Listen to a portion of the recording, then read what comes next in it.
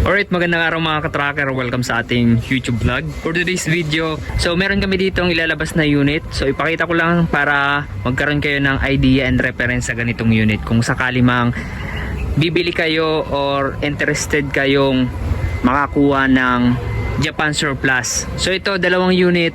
Meron ng client to, i-release na namin. And then, ayan, tapos na rin. I-recondition, tapos na i-detailed.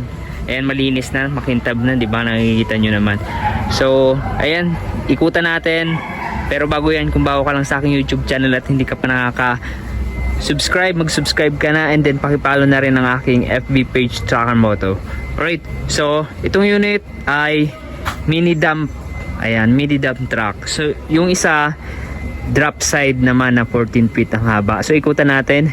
Color red yung kulay niya. Fully recondition, fully repaint. Ayan po, dual collapsible yung dump box. Ayan, na bababa itong sidings na to. Ayan, high side na po yan. Ang ano nito, capacity nito ay 3 cubic. So 6 wheeler 4x2. So pwede nating matesting to. Pwede. Ayan, testingin natin. Pwedeng matesting daw yung unit.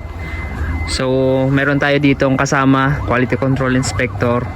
Ito yung nag-check ng unit, nagkompleto.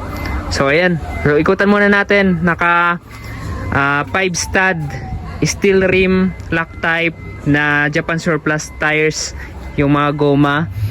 Ayan, Toyo. Ang sukat ng gulong 7.0 R16. Ayan.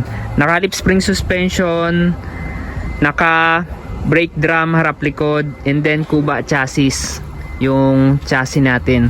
So ayan po yung itsura nya. Ayan, naka guard na rin yung ano, yung taillight natin, may grill na. Ito yung tailgate ng dump box.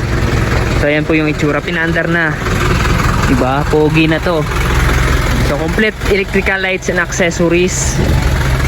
Alright, so isog lang natin. Ang gross weight capacity nito 4,200, net capacity naman na 2,100. 3 passenger. Ito yung loob ng cab. Ayan, naka upholstery na, naka floor matting, brand new dashboard. Ayan, gumagana lahat ng gauges. So pa-testing natin sa QC natin dito. May naka-rehistro, may plaka, brand new battery na rin. So ito mga ka-tracker, pasubok natin, pa-testing sa ating kasama dito. So hintayin lang natin.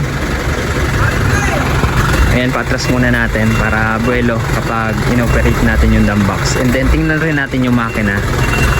Okay na yan.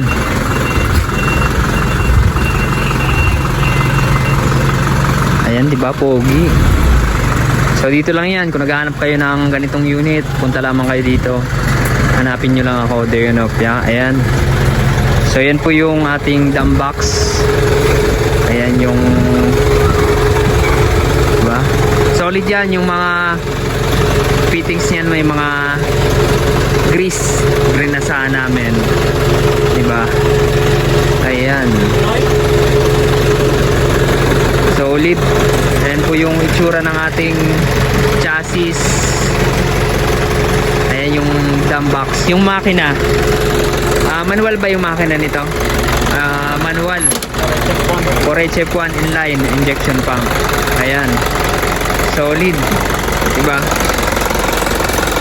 Ayan po. So yung makina, hindi na namin pinipinturahan yan.